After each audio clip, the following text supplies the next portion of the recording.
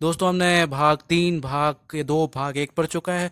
12 से 35 तक भाग 3 में पढ़ चुके हैं हमने। उसमें अनुच्छेद 12 से 35 थे दोस्तों। भाग 3 में अनुच्छेद 12 से 35 थे। उसमें हमने अनुच्छेद 32 भी पढ़ा दोस्तों। आई थिंक 32 बहुत ही इंपॉर्टेंट है एग्जाम के माध्यम से भी, और अपने संविधान के माध्यम से भी, और अपने जनरल नॉलेज के नाम से भी, ज़िंदगी के नाम से भी बहुत इंपॉर्टेंट है दोस्तों। सो हम इसको जारी करते हैं दोस्तों, आगे बढ़ते हैं दोस्तों। भीमराव अंबेडकर ने अनुच्छेद 32 को संविधान की आत्मा कहा था।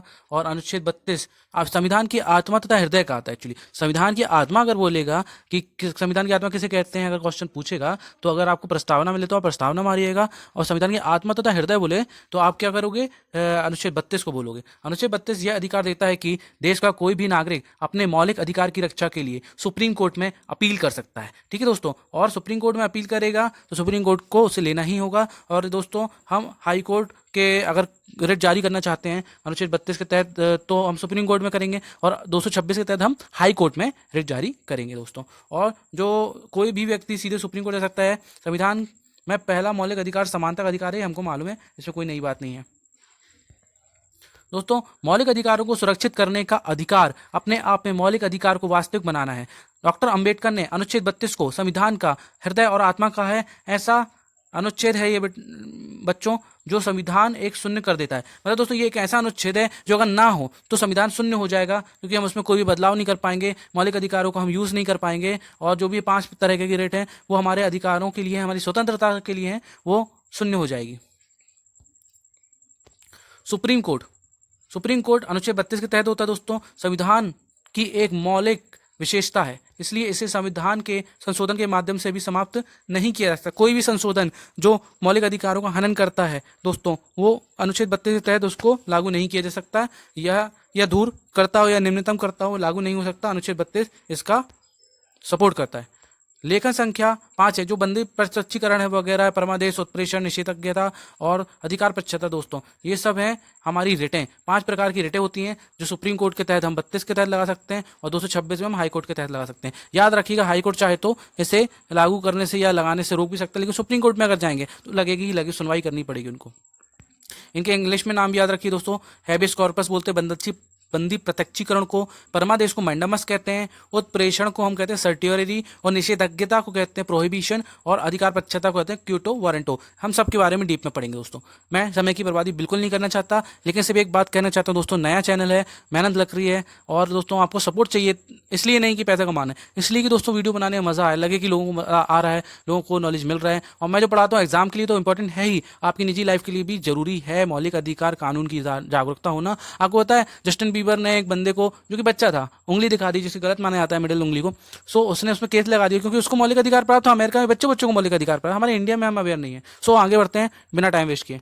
बंदी प्रत्यक्षीकरण को इंग्लैंड में हैबियस कॉर्पस कहा जाता है दोस्तों। इसका शाब्दिक अर्थ होता है शरीर को लेकर आओ, मतलब जैसे हमारे बंदी प्रत्यक्षीकरण, मतलब बंदी जो है उसको प्रत्यक्ष करो, उसके हिंदी में मतलब यही होता है।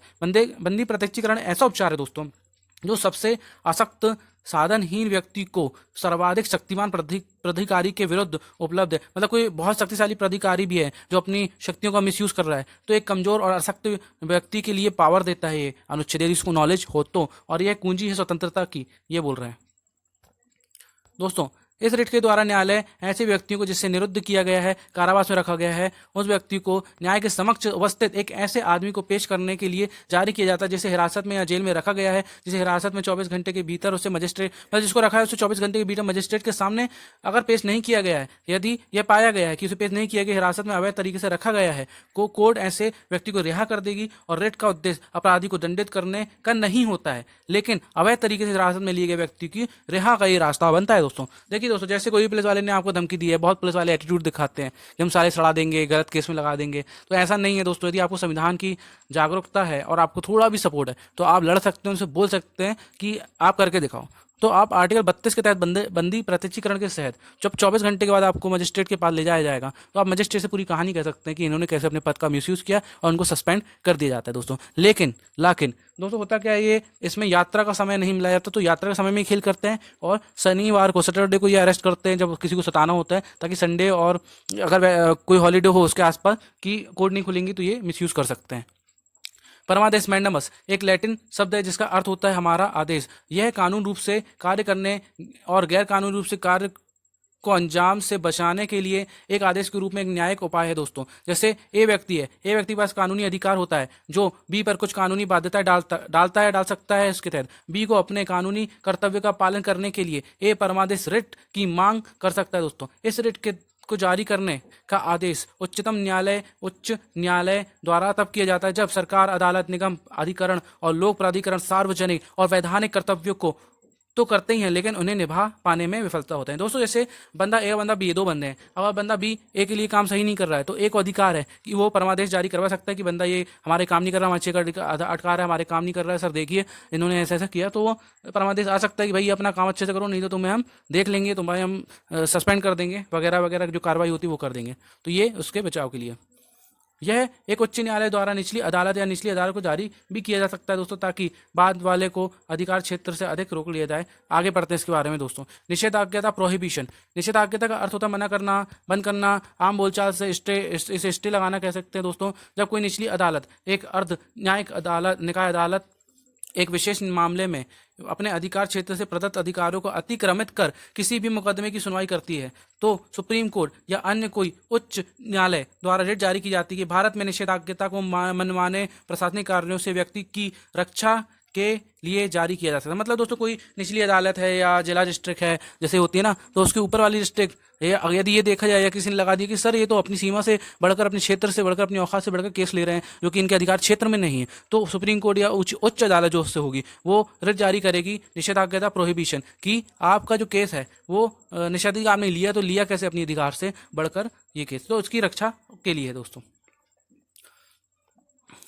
उत्प्रेषण मतलब एक लैटिन शब्द उत्प्रेषण मतलब सूचित करने के लिए होता है। उत्प्रेषण को एक न्यायिक आदेश के रूप में भी परिभाषित किया जाता है जो आचरण से संबंधित होता है, कानूनी कार्रवाई में उपयोग किया जाता है। इसे निगम जैसे संवैधानिक, गैर संवैधानिक निकायों, कंपनियों और सहकारी समितियों जैसे निकायों आदि और सहकारी समितियों तथा निजी निकायों तथा व्यक्तियों के खिलाफ जारी अदालत द्वारा प्रमाणित और कानून के अनुसार किसी भी कार्रवाई के रिकॉर्ड की आवश्यकता होती है दोस्तों। जैसे उत्प्रेषण क्या करता है, जिसका अर्थ है सूचित करना। हम सूचित, इसको मतलब ये सूचित करता है, किसको करता है, किसी भी निगम, संवैधानिक निकायों, कंपनियों, सहकारियों वगैरह को सूचित करता है कि भैया निजी निकायों, व्यक्तियों के खिलाफ जारी किए द्वारा प्रमाणित किया जाता है, कानून के अनुसार होता है कि आप पे कार्रवाई की जाएगी यदि आप अपना काम अच्छे से नहीं करेंगे या अच्छे से नहीं कर रहे हैं, तो इन निकायों पर कार्रवाई के लिए उत्प्रेषण होता है जिसका अर्थ होता है सूचित करना, सूचित किया जाता है इनको।